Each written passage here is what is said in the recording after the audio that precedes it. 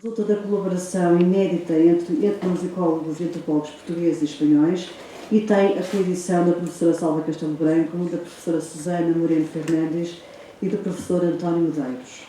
A professora Salva Castelo Branco é professora catedrática emérita de etnomusicologia da Universidade Nova de Lisboa, doutorada em etnomusicologia pela Columbia University, fundou e dirigiu o Instituto de Etnomusicologia, Centro de Estudos em Música e Dança da Faculdade de Ciências Sociais e Humanas da Universidade Nova de Lisboa e foi presidente até 2021 do International Council for Traditional Music.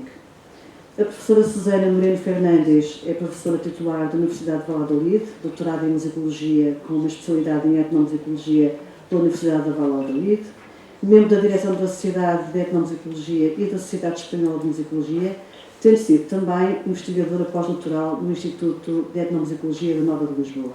E, finalmente, o professor António Medeiros, professor auxiliar no Departamento de Antropologia do ISCTE, onde fez o doutoramento em Antropologia e que é também investigador sénior do Centro de Estudos Internacionais.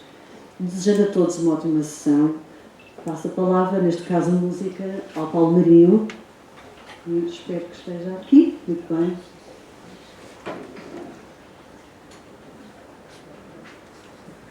Boa noite, boa tarde, obrigado pelo convite. Eu vou tocar primeiramente um tipo de gaita que, apesar de ter o nome de gaita galega, gaita flamenga, também é tocada em Portugal, principalmente, tradicionalmente, hoje em dia agora, tradicionalmente tocada na zona mais ocidental, portanto, do Minho até à Península de Setúbal, e excluindo, em parte, não tão tocada na zona do Nordeste transmontano.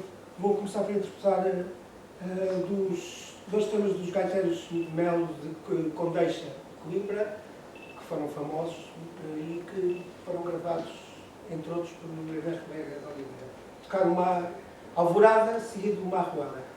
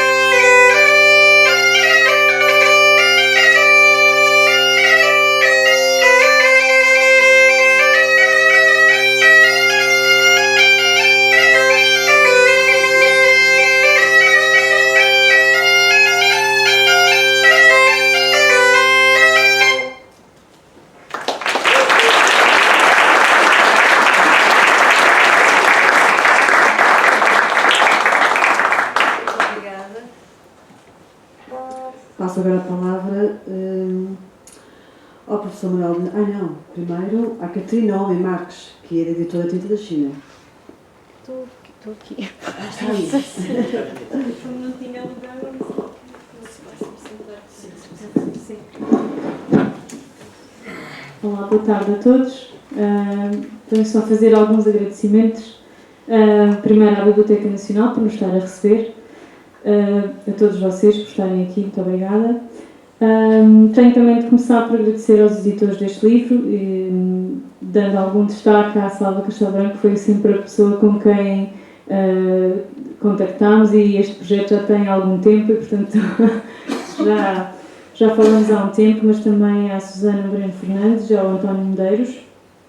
Queríamos também agradecer, em nome da Tinta da China, aos parceiros que ajudaram a tornar este livro possível, a FCT, a Faculdade de Ciências Sociais e Humanas da Universidade Nova de Lisboa, e ao Instituto de Etnomusicologia que nos apoiaram em todo este processo. Aproveito também para agradecer aos presentes na mesa, aos músicos e ao Jorge Castro Ribeiro que vai fazer a apresentação. E passo a palavra a eles, que eles é que sabem mais do que eu falar deste livro. Obrigada. Muito obrigada. Vamos agora ouvir o professor Manuel Gomes Silva, que neste momento é o presidente do INET, do Instituto de Etnomusicologia, e também dá aula de faculdade na Universidade de Lisboa em Ciências Musicais, tendo sido doutorado pela Universidade de Paris 8. Passa a palavra.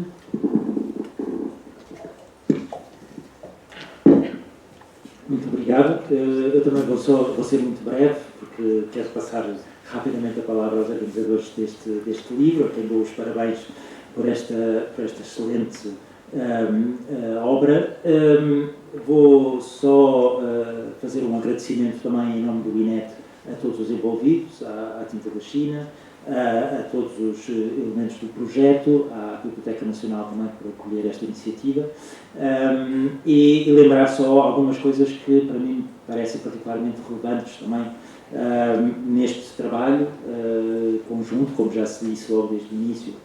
Isto resulta de um projeto de investigação que foi financiado pela FCT e que juntou investigadores provenientes de universidades portuguesas e espanholas. Aliás, o próprio livro reflete essa dimensão, uma vez que alguns dos textos estão em português e outros em espanhol, e isso parece-me um sinal muito importante e daquilo que tem sido feito no INET-MD ao longo dos últimos anos para contribuir para uma perspectiva mais global e, digamos assim, mais internacional dos olhares sobre a música e, neste caso muito específico, para uma espécie de musicologia ibérica em construção. Isso é um dos aspectos que a mim me parece mais estimulantes no livro, certamente que será abordado também pelos outros intervenientes, porque reflete não só essa disponibilidade para alargar os nossos horizontes de uma identidade demasiadas vezes fechada no espaço das nossas fronteiras, mas precisamente também revela uma atenção muito grande a todos estes processos complexos que se passam naquilo que é, aliás, descrito no livro como as orlas e como estes espaços de fronteira, de passagem, de permeabilidade entre culturas, e é verdade que o espaço ibérico é particularmente interessante para trabalharmos sobre estes aspectos. Eu, aliás, quando estava a ler a introdução a este livro, lembrei-me da permanência desse projeto ao longo do século XX em Portugal, mas tão raras vezes cumprido. E, sobretudo, por exemplo, pensei numa figura como o Fernando Lopes Graça, que desde muito cedo teve essa noção de uma espécie de conjunto ibérico das expressões musicais. Ele, aliás, em 1940 disse uma frase que é muito interessante, bastante cedo, digamos assim. No seu aspecto global, a música portuguesa é uma modalidade entre as várias modalidades da música ibérica, uma mancha complementar no rico e variegado tapete folclórico da Península.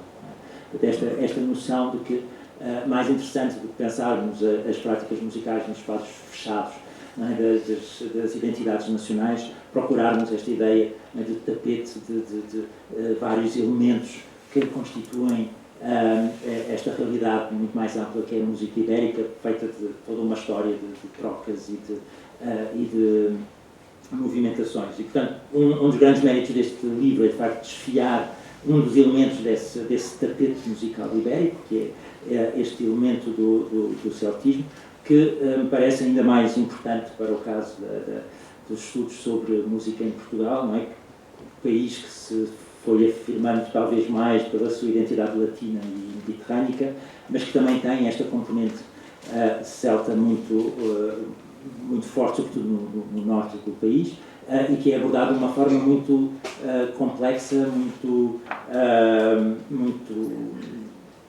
com um exame crítico muito atento, e que também resulta de uma perspectiva, que é uma outras das características da investigação que tem sido conduzida no INET-MD, e nesse sentido, evidentemente que também presta homenagem à professora Salva Castelo Branco, fundadora do Instituto, e que contribuiu muito para essa perspectiva nos estudos sobre música em Portugal, de uma visão transdisciplinar em que todas estas diferentes dimensões destes objetos são tomadas em conta, e penso que este livro também é um excelente exercício dessa capacidade de examinar criticamente as categorias e todas as dinâmicas que percorrem estas práticas identitárias, mas também do mercado, a questão dos festivais, a questão do marketing, etc.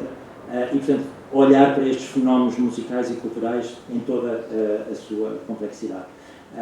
E, portanto, enquanto Presidente do INET, cumpre-me sobretudo a dar os parabéns a toda esta equipa pelo excelente trabalho, por terem chegado a este volume que convido todos agora a descobrirem, e que também, evidentemente, agradecer à Tinta da China e lembrar também esta relação que tem sido muito interessante, e que não é só de agora, já tem algum tempo, do INET-MD com a Tinta da China, porque evidentemente que também é um dos princípios muito importantes na nossa atividade científica, chegar a um público o mais largo possível, tornar e disponibilizar a investigação que é feita no contexto académico para o público interessado nestes fenómenos musicais, e portanto essa componente, digamos assim, de disponibilização ao conjunto da sociedade dos resultados da investigação é também um aspecto fundamental, e esta colaboração que tem sido feita com a Tinta da China tem sido muito importante nesse sentido. Mas não queria alongar-me demasiado, quero sobretudo passar e dar de novo os parabéns aos coordenadores deste livro e passar-lhes a palavra para que apresentem o projeto. Muito obrigado.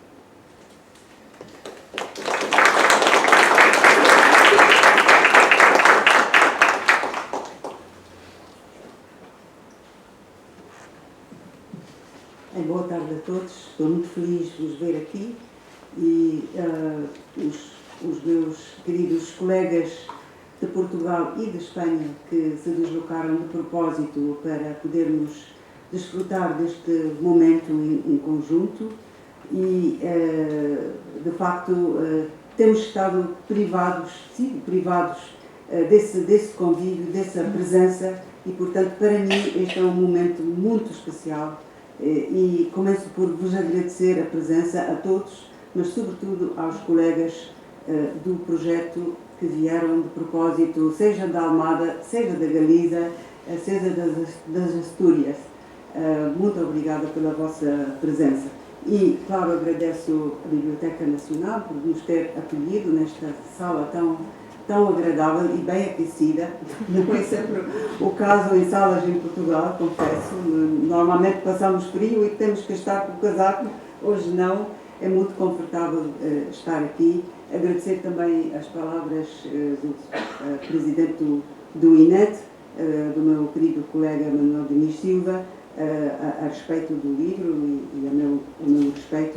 Esse livro, obviamente, é uma obra coletiva, é o resultado do trabalho dos vários presentes e dos que não conseguiram estar connosco, e efetivamente esta colaboração foi muito profícua. Eu, pessoalmente, falo por mim, aprendi imenso, e foi este, digamos, o desafio de aprender sobre, no fundo, uma problemática e também uma geografia ibérica que eu pouco conhecia, e foi extremamente importante,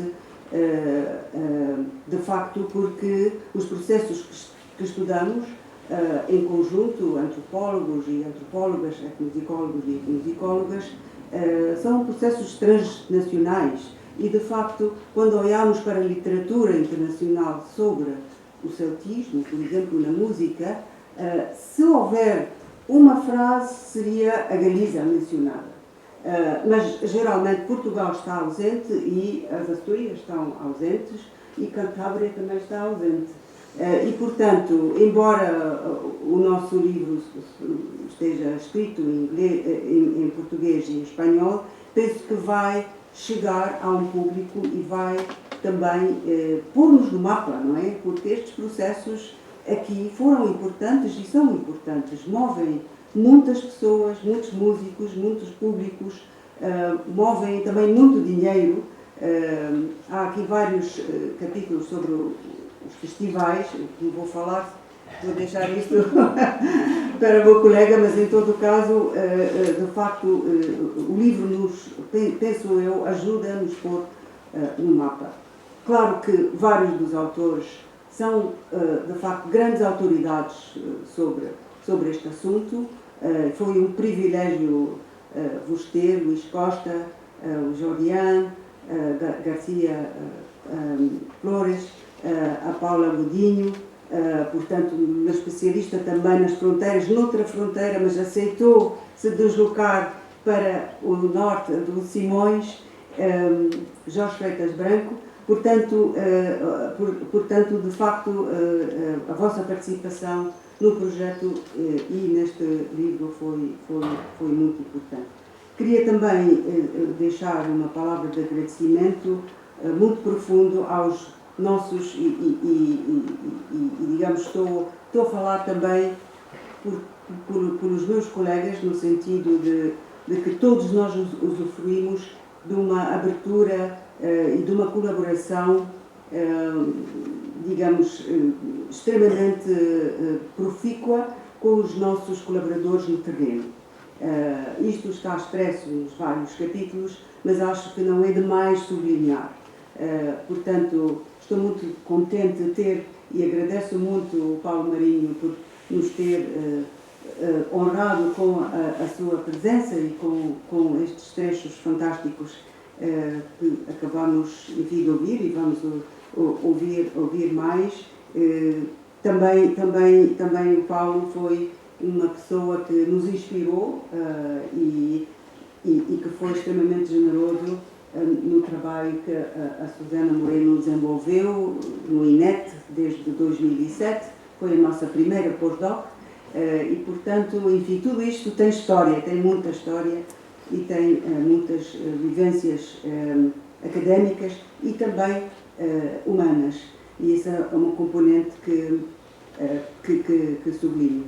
Evidentemente que estas duas vítimas que aceitaram trabalhar comigo, os meus queridos co-editores, foram fantásticos. Sem a colaboração e a dedicação deles, cada um complementa o outro e, portanto, com os três, acho que, enfim, foi realmente, criamos uma dinâmica de trabalho extremamente profícua e agradável. Digo que o trabalho editorial, que eu fiz muito desse trabalho ao longo da minha vida académica, é duro, mas ter de facto colegas co-editores dessa qualidade e dessa dedicação foi muito especial e quero vos deixar um agradecimento muito especial.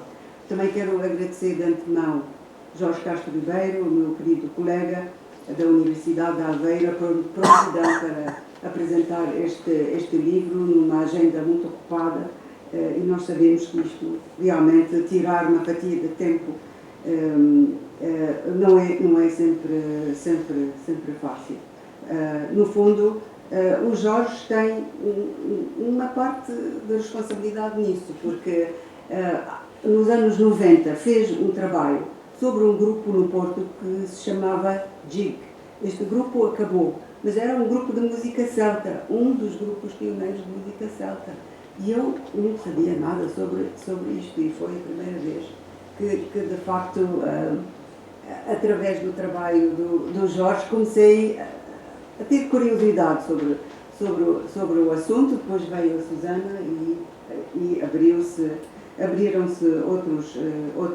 outros interesses e que nos levaram também a conceber este projeto. Portanto, Obrigada pela tinta da China também, pela vossa dedicação, pela beleza deste livro. Tenho que dizer que graficamente é um livro muito agradável e também agradeço-nos ter sempre ter um diálogo connosco a todos os níveis e estar sempre prontas para as nossas sugestões, para alterações, com muita dedicação e muita paciência. E, portanto, termino depois lembrando que vamos ter um pequeno beberete depois e, portanto, por favor, fiquem para podermos conviver mais um bocadinho. Muito obrigada.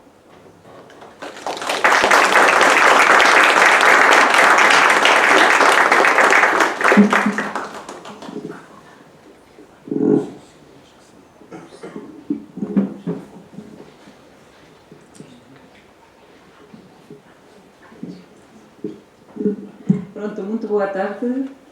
Eu vou ler, peço desculpa, mas aqui o meu portunhol está cada vez mais espanholado, portanto prefiro ler.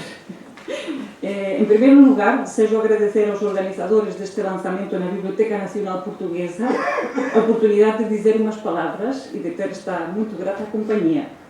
É muito grato poder regressar a Lisboa para esta ocasião, numa data em que se cumpriram 16 anos, desde que em fevereiro de 2007 cheguei desde Espanha a esta cidade para fazer uma estadia que se prolongou até 2010, na qualidade de primeira investigadora de pós-doutoramento acolhida pelo INET, Instituto de Musicologia, na FCSH da Universidade Nova de Lisboa.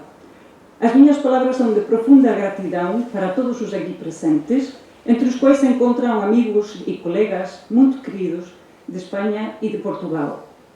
Também para os responsáveis da editora Tinta da China e para colegas do INET-MD, na Universidade Nova de Lisboa e na Universidade de Aveiro, como são os professores Manuel Denis Silva, atual presidente, Salwa Castelo Branco, anterior presidenta, e Jorge Castro Ribeiro. Desejo mostrar o meu agradecimento para todos os autores que contribuíram com os seus textos, com especial menção para os professores Salwa Castelo Branco e António Medeiros, com os quais trabalhei na coordenação editorial. Estou igualmente muito grata pela presença e participação neste lançamento do músico Paulo Marinho, quem foi uma figura e continua a ser uma figura muito importante na interpretação da gaita de fogo em Portugal e que colaborou amplamente na minha investigação.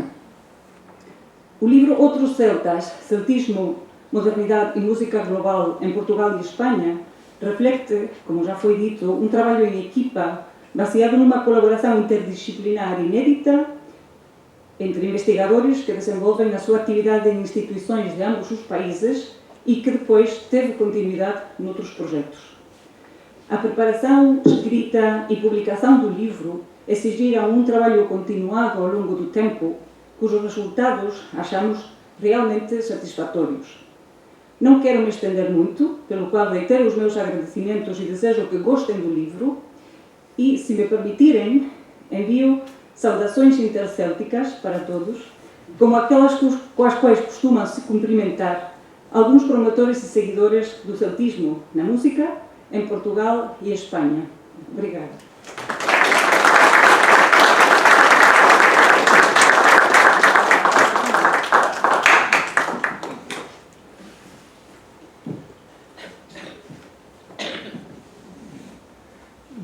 Muito obrigado pela presença de todos. Eu vou fazer uma apresentação muito curta, temos que avançar para a apresentação. Queria agradecer a todos os presentes e a todos os colaboradores deste projeto de longo curso, não é? E agradecer aos autores que estão cá e também felicito que tenham podido vir de longe. Agradecer ao Paulo Marinho também, foi bonito, né, ter começado assim, e dizer dizer umas palavras às minhas colegas da mesa também, que foi que este projeto de longo curso, de colaboração entre artes diferentes foi muito agradável, mas eu tenho um convencimento muito íntimo, é que as nossas artes são muito próximas, muito gêmeas, não é? Eu reconheci isso em várias circunstâncias. E então o desenvolvimento do trabalho de edição é uma coisa que eu gosto muito de fazer, digo de passagem, não é grato, mas foi um processo então longo, de muito interesse e que teve este resultado que eu também estou muito contente com um livro bonito, que é sempre uma coisa que nos encanta quem gosta de ler e de livros e por aí. E mais outras coisas que têm a ver com edição ainda.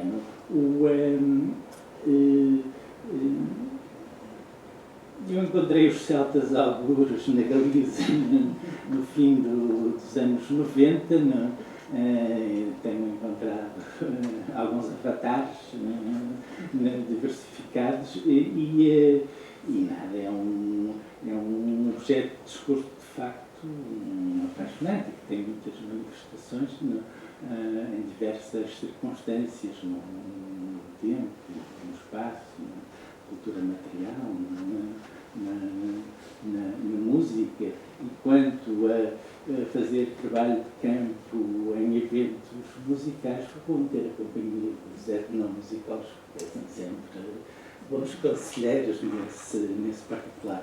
Sem me alargar mais, muito obrigado a todos. Aqui presentes.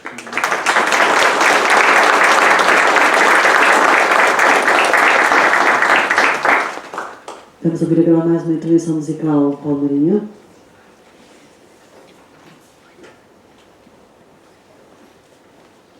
Eu vou usar outro tipo de categoria, fogos diferentes, embora parecida, tem diferenças importantes. Uma gaita de fabrico de Miranda do Douro tem umas dezenas de anos, umas 12 dezenas de anos, para ter 50 ou mais, feito de uma forma ainda bastante artesanal. Tem uma escala que, ao contrário da outra é uma escala que hoje em dia são gaitas que dão uma escala cromática, que conseguimos, tem cromatismo completo, mas sim, são afinadas, tem um temperamento justo para afinar com o pouco. Esta tem uma escala, não sei como é de chamar, mas é uma escala inspirada num gaiteiro específico, que foi o célebre gaiteiro Alexandre Feio, que foi do grupo de Duas Igrejas, dos ponteiros de Duas Igrejas, que era o mais conhecido, dirigido por António Maria Mourinho, que a gente sabe, e que foram gravados por Armando Lexa. E então vou tocar laços pauliteiros, seguido de um chamado baile do terreiro, que é uma coisa veterinária, pronto, um bocado como uma rota, um fandango, ou até mesmo um líder.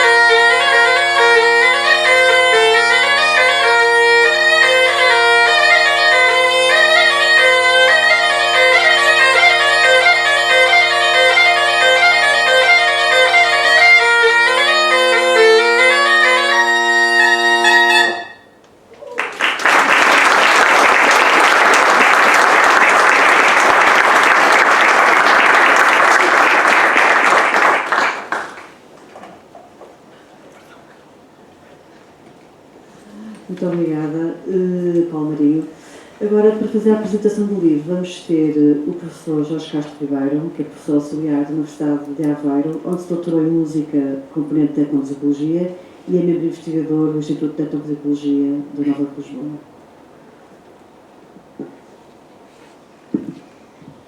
Muito obrigado, muito boa tarde. Bem-vindos e bem-vindas a todos. Uma pequena correção, eu adoro os meus colegas de Lisboa, mas o Paulo do INET ao qual eu estou ligado é o de Aveiro. Mas não há problema absolutamente nenhum, estaria muito bem em Lisboa. Gostava de agradecer muito o convite para fazer esta apresentação, que é para mim muito honrosa, é um desafio que me envaidece, digamos assim. Agradeço muito aos coordenadores, também à Tinta da China, à Biblioteca Nacional, naturalmente ao INET, aqui na pessoa do colega Manuel Diniz Silva. E, bom, a professora Sala já fez um spoiler, como se diz agora. Eu gostava de referir que tive de facto uma ligação à música celta, nos tempos em que era estudante e andava a fazer vida de estudante. E descobri que no Porto havia um grupo chamado JIG, que tocava música celta, e juntei o útil ao agradável, que foi fazer um trabalho sobre os JIG e ao mesmo tempo continuar a sair para ir aos bares com os meus amigos. O trabalho não deve ter ficado grande coisa, não sei, eu não consegui encontrar recentemente, mas acho que também não deveria valer muito a pena, porque acho que as coisas que valiam a pena eu lembro-me delas. Lembro-me da música, lembro-me das pessoas, lembro-me dos sítios e lembro-me de tudo aquilo que foi, digamos, a inquietação que aquilo tudo me levantou e que de alguma forma também me suscitou um maior interesse pela etnomusicologia. Na verdade, aquele trabalho que eu estava a fazer naquela época era apenas para uma cadeira, não era o meu objetivo quando estava a fazer o curso de Ciências Musicais seguir etnomusicologia, mas talvez este trabalho e esta cadeira me tenham transformado os meus objetivos. Não estou nada arrependido por causa disso. Eu nesta apresentação vou referir um pouquinho questões de caracterização da obra, se calhar algumas que ainda não ouviram, outras talvez já tenham ouvido, também os autores e a organização do livro. Depois vou apresentar um pouquinho dos capítulos e dos seus contributos e no fim também dizer um pouco sobre aquilo que eu penso ser a importância e a utilidade deste livro, embora isso já tenha sido dito de alguma forma aqui e eu esteja completamente de acordo e subscreva aquilo que foi dito. Escrevi aqui espanhol-português. Peço desculpa aos colegas espanhóis e aos autores espanhóis por não falarem espanhol. Vou tentar moderar pelo menos o ritmo do meu discurso para que consigam entender bem. Este livro coletivo, coordenado ou editado, conforme queira, por Salva Castelo Branco, Susana Moreno Fernandes e António Medeiros, resulta de um projeto de investigação desenvolvido no INET-MD, financiado pela FCT, designado por o celtismo e as suas repercussões na música na Galiza e no norte de Portugal. Foi coordenado pela professora Salva Castelo Branco e a Susana Moreno Fernandes, por seu turno, um pouco mais tarde, viria a dirigir também um projeto sobre festivais e celebrações musicais como fatores de desenvolvimento socioeconómico na Península Ibérica. Na verdade, isto são, portanto, interesses. Este livro nasce na sequência do projeto da professora Salva Castelo Branco, mas percebe-se que estas duas pessoas andavam implicadas neste assunto há bastante tempo. O livro é formado por 12 ensaios, agrupados em 4 secções, chamada Celtismos Ibéricos, a primeira, a segunda, Gaita de Fole, Música Celta e Identidade, a terceira secção, Festivalização, e finalmente uma secção chamada Horizontes Celtas. E eles são precedidos por um capítulo introdutório, Celtismo na Música, Contextos, Conceitos, Perspectivas, assinado pelos 3 editores. Os editores deste livro, 2 etnomusicólogas e um antropólogo, são investigadores com uma mais que sólida carreira, atestada não só pelos projetos que já desenvolveram até ao presente, mas também pelo seu envolvimento em instituições científicas que fundaram ou ajudaram a consolidar. A professora Salva Castelo Branco, catedrática emérita de Etnomusicologia da Universidade Nova de Lisboa, fundou em 1995 e dirigiu até 2020 o INET-MD. Eu acho que já se disse aqui que INET-MD significa Instituto de Etnomusicologia, Centro de Estudos em Música e Dança. Mas, como nos textos, a partir de agora, eu vou dizer só INET. Mas também a professora Sala foi presidente do importantíssimo ICTM, International Council for Traditional Music, entre 2013 e 2021. Mas a formação em etnomusicologia, penso eu, nasceu lá atrás, sob a orientação científica de vários professores da Columbia University em Nova York, mas sobretudo do professor Dieter Christensen, que tive a felicidade de ouvir várias vezes, precisamente pela generosidade do professor Dieter Christensen e também da professora Sala, que o trazia para nós ouvirmos. Ao longo da carreira, a professora Sala desenvolveu trabalho de campo em Portugal, na Galiza, no Egito e no Omã. É autora ou coautora de importantes trabalhos científicos, nomeadamente Vozes do Povo, com Jorge Freitas Branco, em 2003, mas também a Enciclopédia da Música em Portugal no século XX, de 2010, e Music in Portugal and Spain, de 2019, com Susana Moreno Fernandes. E mais recentemente com Beverly Diamond, Transforming Ethnomusicology, de 2021, que é um importantíssimo contributo coletivo para a reflexão sobre as questões e os desafios contemporâneos da etnomusicologia global. Susana Moreno Fernandes, por seu turno, é professora titular da Universidade de Valladolid, onde se doutorou em 2006, faz parte da direção da Sociedade de Etnomusicologia, a CIB, e da Sociedade Espanhola de Musicologia, a CEDEM. Susana tem uma velha relação com Portugal, de resto, como ela contou, e aqui desenvolveu um trabalho de investigação pós-doutoral entre 2007 e 2010, sob os auspícios do INET-MD. O seu trabalho de campo decorre em torno de processos culturais transfronteiriços e circulação transnacional de música e músicos, especialmente entre Portugal e Espanha. E os seus tópicos de interesse incluem ainda o revival, a patrimonialização, os festivais e as celebrações musicais. Entre as suas publicações conta-se o livro Music in Portugal and Spain, com Gonçalo Castelo Branco, e um trabalho importante também, Aproximaciones al estudio de las dinámicas e impactos de las elaboraciones musicales em Espanha e Portugal, de 2019. Peço desculpa aos colegas espanhóis, eu aprendi espanhol de la calle. António Medeiros, que eu conheci hoje pessoalmente, é professor auxiliar do ISCTE, aqui vizinho, do Instituto Universitário de Lisboa, e investigador integrado do Centro de Estudos Internacionais. Doutorou-se neste mesmo ISCTE em 2003 e tem diversas publicações, entre as quais talvez a mais distinta seja o livro Dois Lados de um Rio, Nacionalismo e Etnografia na Galiza e em Portugal, que tem também edição em inglês e espanhol. Não sei se este livro não vai ultrapassar o outro. Vamos ver. Grande parte do seu trabalho dedica-se ao estudo de questões relacionadas com os nacionalismos, os regionalismos, os processos de europeização e o património, entre outros. Os 11 autores deste livro, um dos quais António Medeiros tem 2 capítulos, incluem vários investigadores da etnomusicologia e da antropologia, se é que existem grandes diferenças entre estes domínios de especialização. 6 oriundos de Portugal e 6 de Espanha. Neste sentido, é um livro muito equilibrado. Eu pensava fazer disto uma piada, mas na verdade não é uma piada, porque são só 11 autores, são 12 capítulos, digamos assim, 6. Desculpem.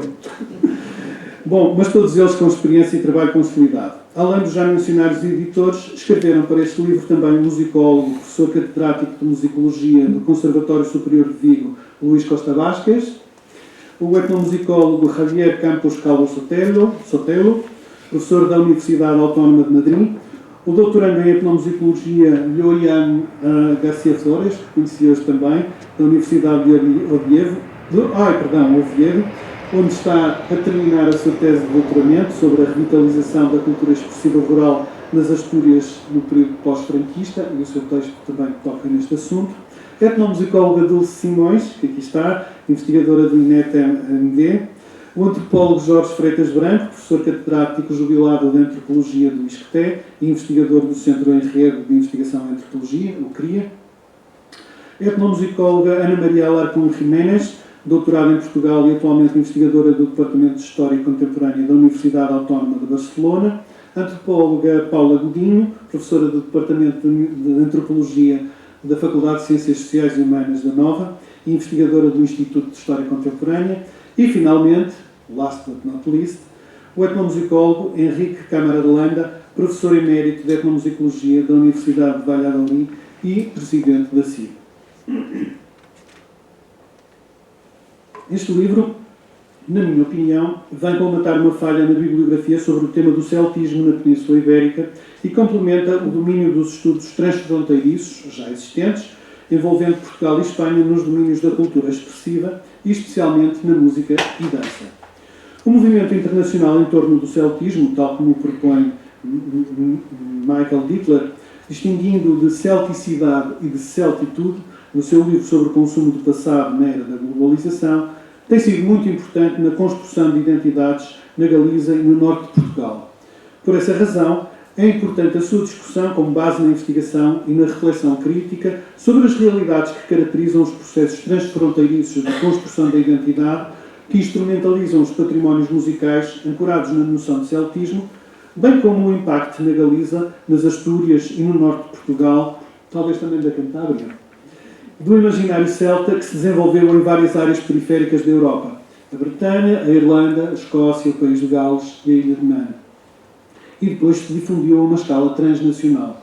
Mas o conteúdo deste livro vai ainda um pouco mais além desta análise, propondo implicitamente novas interpretações a partir dos discursos estudados e descritos, como é, e aqui pego apenas num exemplo, o que afirma Lisandro Lombardia, dirigente do Festival de Lorient, em entrevista a Jorge Freitas Branco, no seu capítulo sobre este festival. Com a mundialização que se verifica atualmente, julgo que para um setor de jovens, a música celta constitui um movimento artístico, o que não impede que haja uma referência de identidade construída pelos intercâmbios estabelecidos em festivais. Fim de citação. Agora, ainda antes de entrarmos no conteúdo de cada capítulo, detemos-nos na introdução Celtismos na música, contextos, conceitos e perspectivas. Trata-se de um texto panorâmico que, com profundidade e apoio bibliográfico, faz um ponto de situação sobre os fenómenos relacionados com os chamados legados celtas e que começa por dizer ao que vem. Contribuir para a investigação em torno da construção discursiva do celta na música, no contexto da Península Ibérica, com base no trabalho de terreno e arquivo realizados na Galiza, Astúrias e Norte de Portugal. Nesta mesma introdução, problematiza-se o celtismo e o interceltismo na lógica da modernidade, ainda que de forma implicitamente sugerida, e discutida a partir dos conceitos críticos de Dittler, celtismo, celticidade e celtitude. Mais adiante, discute-se o conceito polissémico e controverso de música celta, apontando-se o seu caráter identificador nos campos dos géneros e estilos musicais, das criações musicais híbridas e a sua construção discursiva moderna, tal como as categorias mercantis que gera e gere, quer ao nível dos produtos, quer ao nível dos protagonistas. A introdução discorre ainda sobre as perspectivas locais em torno da música celta, a gaita de fole, os festivais e os horizontes celtas, antes da apresentação dos capítulos. Esta introdução trata-se, sem dúvida, de uma referência incontornável na discussão dos temas celtismo, modernidade e música global na Península Ibérica. Nesse sentido, eu acho que este livro veio já cumprir uma missão importante. Celtismos Ibéricos é a primeira parte. Música celta do relato particular à realidade global é o título do primeiro capítulo de Luís Costa Vázquez, recuperando e atualizando uma comunicação inédita de 2004. Neste texto, Luís Costa Vázquez analisa o papel do celtismo na definição e nas tensões que sustentaram a construção da identidade galega, ou o galeguismo, desde o século XIX até ao presente. A análise explora, por exemplo, as interpretações do historiador Manuel Murguia e de outros seus contemporâneos, associando práticas musicais da Galiza às da Bretanha e da Irlanda ou dos países célticos, entre aspas. Outra interpretação analisada relaciona-se com o celtismo através da perspectiva medievalista, que é claramente uma forte imagem da Galiza, e, finalmente, o novo celtismo, no contexto da globalização. Em conclusão, mostra-nos que a música na Galiza participou na construção do galeguismo através da vulgarização dos discursos no imaginário coletivo. O mito do celtismo configurou-se num tópico inevitável para a música de tradição oral, entendida como um depósito histórico e uma continuidade daquela herança céltica, o que explica a emergência e reinterpretação em moldes mercantilistas e expandindo os instrumentos e elementos formais do meio da música celta, mas também dos modos de criação, produção e difusão próprios do mercado global do mercado musical globalizado. O segundo capítulo, do nosso colega António de Medeiros, Rastos de Celtas e de Lusitanos, retoma a análise da identidade celta e as suas manifestações históricas e contemporâneas presentes na Galiza, utilizando por vezes pequenos relatos e observações efetuadas durante o seu trabalho de campo para elaborar reflexões coerentes sobre os modos como esta se foi ideologicamente estruturando e sobre os seus paradoxos e contrastes. Num segundo momento, Medeiros analisa e compara o celtismo como parte da construção da identidade dos galegos com o lusitanismo em Portugal, tendo por referência também autores históricos portugueses.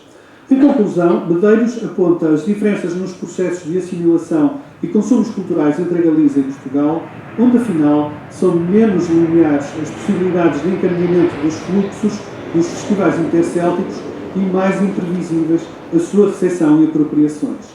António Medeiros escreverá mais à frente um capítulo sobre um dos festivais de Espanha. E penso que todo este tema, numa conversa que tive antes desta sessão com o Dulce Simões, e que também escreve um capítulo sobre a festivalização, na parte da festivalização, parece-me que este tema tem mais dados novos e suficientemente interessantes para prolongar este tema de investigação. Passando à segunda secção do livro, ou seja, será que já estou perdido? Não, ainda não é a segunda secção do livro, peço desculpa. Na segunda secção, ainda do livro, do primeiro capítulo de António Medeiros, exploram-se... Não, desculpa, é mesmo na segunda secção, peço desculpa, a minha confusão. Esta improvisação alterou-me a atenção. Na segunda secção do livro, exploram-se várias dimensões da gaita de fole, a sua relação com a música celta e com processos identitários na Galiza, Astúrias e Norte de Portugal. O fundo da alma galega, gaita e música celta em Galiza, é o título do capítulo escrito por Javier Campos Calvo Sotelo, que utiliza neste título uma expressão do teórico galeguista Vicente Risco, em 1920, no primeiro número da revista Nós.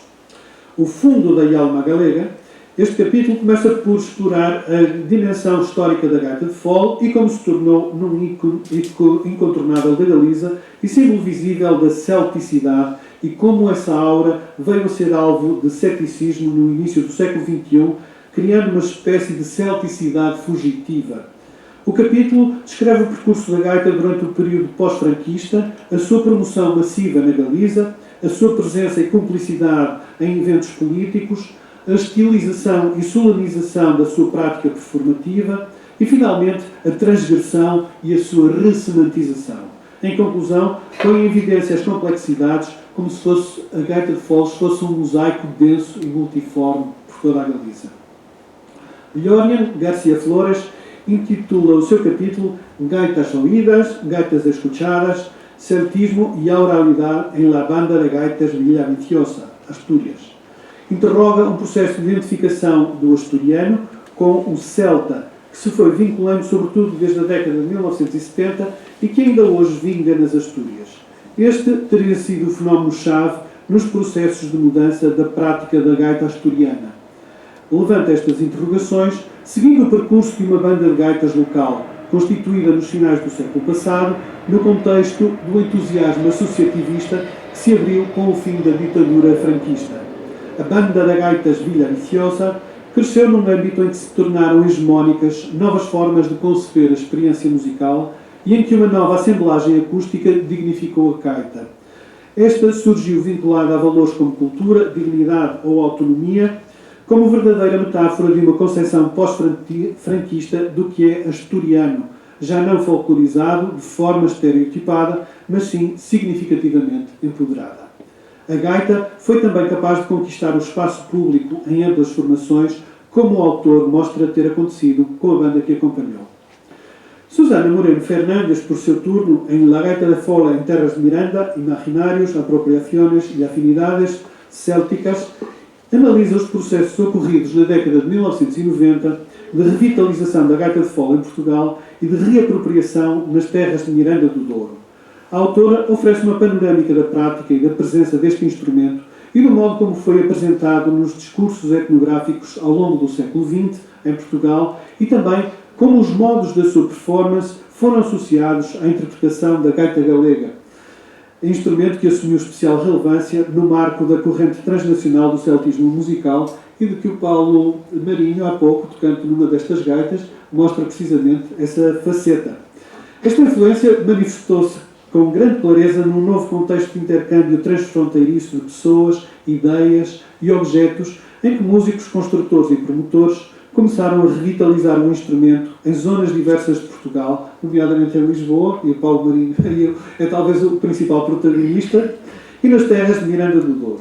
Como conclusão, Susana mostra-nos como, através da prática da gaita de fole, se expressam ideias sobre a etnicidade local, nacional e transfronteiriça e a interação entre a cultura regional e os fenómenos nacionais e transnacionais. O capítulo seguinte, de Dulce Simões, é ainda referente a Portugal e às gaitas, mimese e celebração transfronteiriça, bandas de gaitas galegas no norte de Portugal. A autora centra-se nas bandas de gaita de fole no norte de Portugal que foram criadas tendo em conta o modelo galego e as experiências musicais e interesses de indivíduos e grupos, associando-os a uma ideia de celticidade que utiliza para explicar a sua integração em redes musicais transfronteiriças e transnacionais. Aponta os casos de Pitões das Júnias, Lebução, em Viana do Castelo e em Aveiro. Através da análise e trabalho etnográfico com a Banda de São Bernardo, de Aveiro, e o Paradigma de Ourense, entre outros exemplos, Dulce Simões mostra-nos que a formação destas bandas ativou relações fronteiriças e criou redes de ensino e aprendizagem com professores, músicos, construtores de instrumentos e entidades galegas, entrelaçando políticas culturais e práticas musicais.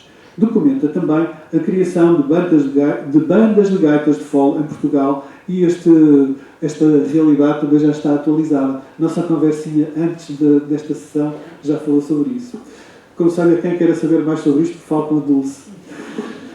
A secção seguinte do livro chama-se Festivalização. E o primeiro capítulo desta secção, por Jorge de Freitas Branco, é, tal como o título propõe, um retrato do Festival Interceltique de Lorient. Um delicioso retrato etnográfico, porque este retrato é cores, tem comida, sabores, emoções, memórias, sons, cheiros, etc. É certamente o festival intercéltico mais importante do panorama internacional e Jorge de Freitas Branco argumenta que este festival pós-moderno fomenta o cosmopolitismo na medida em que promove a inovação, o cruzamento de práticas musicais, o intercâmbio de experiências, a criação de redes transnacionais e a configuração de identificações e solidariedades, além de projetar músicos e bandas em grande escala. Neste artigo, que tem o saboroso toque da escrita antropológica, aparecem duas entrevistas de figuras-chave do interceltismo musical. O músico Alain Stivel e o diretor do Festival Interceltique de Lorient, Lisandro Lombardia, que era na altura o diretor do festival, que complementam, enriquecem e aprofundam ainda mais o capítulo e o seu assunto. Em Un Nuevo Mundo Sonoro, o Festival Internacional do Mundo Celta de Ortigueira, Ana Maria Alarcón Jiménez analisa o processo de mudança musical que se operou na música popular galega após o fim da ditadura franquista, a partir do caso das primeiras 6 edições daquele festival de Ortigueira da década de 1970. Os 3 eixos principais da mudança em análise são a consolidação de Ortigueira como centro de produção musical, a sua transformação num palco internacional e a sua configuração como um espaço de liberdade, e os ecos das transformações locais pela Galiza são também referidos e analisados. Este festival foi proibido a certa altura por causa dos excessos dos participantes e retomou-se mais tarde. Ana Maria recorre a testemunhos em primeira mão, porque conheceu no terreno ainda os promotores do festival no seu início. E com o decorrer dos anos, Ortigueira passou a ser um lugar de acolhimento sazonal de espetáculos de programação muito variada, que apresentaram alguns protagonistas de notoriedade internacional. Esta vila na costa norte da Galiza tornou-se um centro de produções musicais regulares, passou a ser um foco de agência juvenil permanentemente renovada e capaz de instrumentalizar a música celta a favor de um projeto musical específico e único, com consequências a nível local. A professora Salva Castelo Branco analisa a trajetória do Festival Intercéltico do Porto, lançado em 1986 e retomado entre 1991 e 2008. Ao longo dos anos, o Festival Intercéltico integrou a estratégia da autarquia de regeneração e promoção de uma nova imagem e identidade da cidade pós-industrial, que se baseou em várias frentes de investimento: na reabilitação urbana do centro histórico, na promoção da cultura expressiva e do turismo e do património cultural. De resto, a construção da Casa da Música não é alheia precisamente a esta política, nessa altura, implementada no Porto. A música desempenhava um papel importante nesse processo e o Festival Intercéltico desempenhava esse papel otimamente, que procurava articular novas identificações, promover territórios, contribuir para o desenvolvimento económico e social e, finalmente, consolidar o antigo e criar um novo capital cultural capaz de atrair mais turismo. Isso deu resultado. Digo eu que vivo junto do Porto. Salva Castelo Branco aborda o festival a partir de dois eixos entrecruzados. O primeiro relaciona-se com o desígnio de europeização do país, que gerou novas oportunidades de identificação com a Europa, e neste caso, esta identificação era simbolizada pelo imaginário celta, que permitia propor um reenquadramento da memória coletiva e da reinterpretação da ideia de um legado europeu comum. O segundo relaciona-se com a projeção da cidade do Porto na rede de cidades da Europa Atlântica, Vigo, Bordeaux, Bristol ou Cork, e no interesse em reconfigurar a sua imagem e identidade por estes modelos, incluindo, entre outros aspectos, a existência de um festival intercéltico e a reabilitação do seu centro histórico. As constatações de que o Festival Intercéltico do Porto contribuiu para criar públicos e mercados para práticas musicais associadas aos rótulos de música celta e de música folk, em que se integraram músicos e grupos portugueses de outras proveniências, permitiram concluir que, a partir da década de 1990, o Festival Intercéltico do Porto colocou a cidade na rede de festivais europeus de música celta, coincidindo com o boom desta e dos festivais intercélticos a nível internacional. O último capítulo desta secção, Celtas no Campo da Nuxa, uma aproximação etnográfica 2012 a 2017 de António Medeiros, mais uma vez, através do delicioso relato dos antropólogos, oferece uma aproximação etnográfica ao Festival Folk Celta da Barca, vou-lhe chamar assim, que é o nome familiar porque lhe chamam as pessoas de próximo, não é? Não dizem Ponto da Barca, mas sim da Barca. Um evento realizado de forma ininterrupta desde 2008 no norte de Portugal, onde têm sido densas e intencionais as iniciativas municipais relacionadas com a música e a cultura celtas. O autor propõe uma leitura dos significados destas iniciativas, bem divertida, no quadro regional circunvizinho, mas também no quadro ibérico. Em termos locais, chega a entendê-las como exemplo de proposta de localização inovativa. É muito desafiante este texto do António Medeiros, surgida num contexto concelhio desruralizado nas últimas décadas. O conjunto de iniciativas coesas referido neste capítulo constitui uma das raras manifestações de celtofilia, se é que se pode dizer assim, mantidas de forma nítida no norte do país e são entendidas como uma face do processo de europeização, como réplica tardia e localizada do que John Collis chamou o segundo período da celtomania.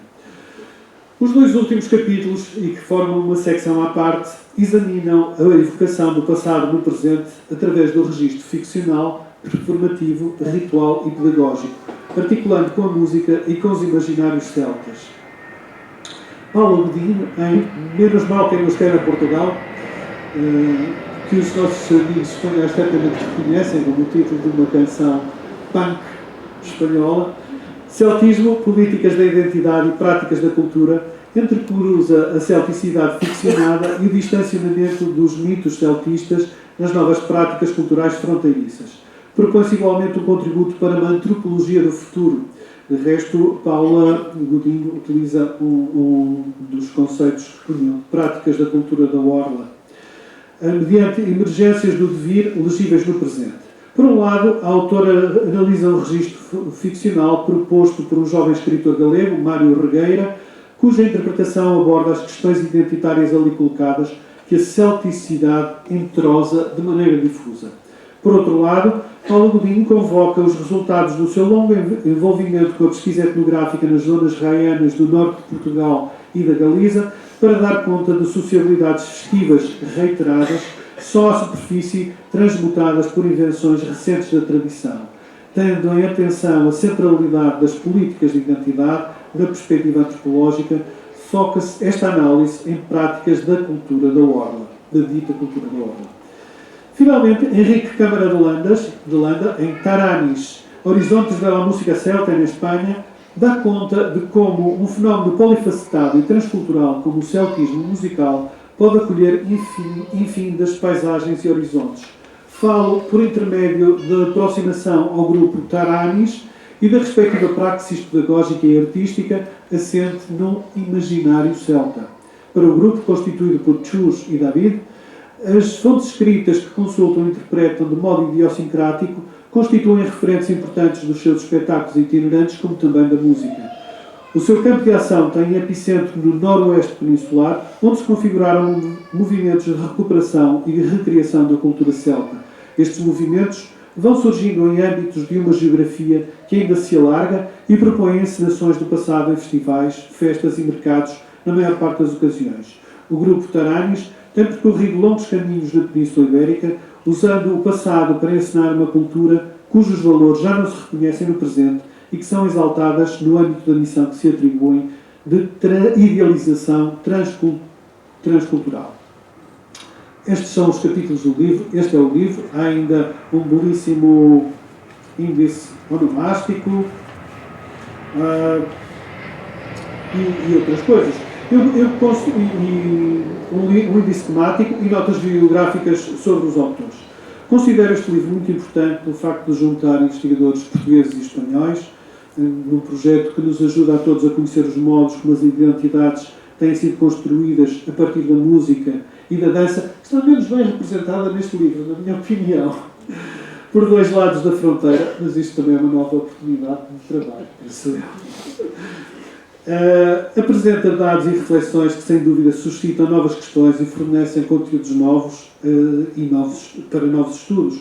É um excelente material de apoio ao ensino e à investigação. É denso, muito denso, é duro lê-lo em tão pouco tempo, mas espero que venham a existir muitos outros estudos como este, pelos mesmos autores, por outros autores, e dou muitos parabéns e agradeço muito por esta oportunidade de ter mergulhado por este celtismo dentro. Muito obrigado.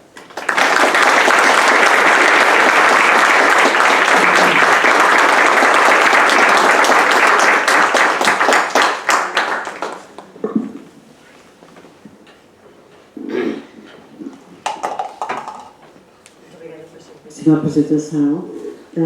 Vamos fechar agora esta sessão com mais uma música tocada pelo Paulo Marinho e de qualquer maneira gostava de agradecer a presença de todos aqui e dar os parabéns a todos os autores deste livro magnífico e convidá-los depois para um verete que vai ser feito a seguir para haver um convívio agradável entre todos os que participarem e todos aqueles que estiveram hoje. Muito obrigada e boa tarde.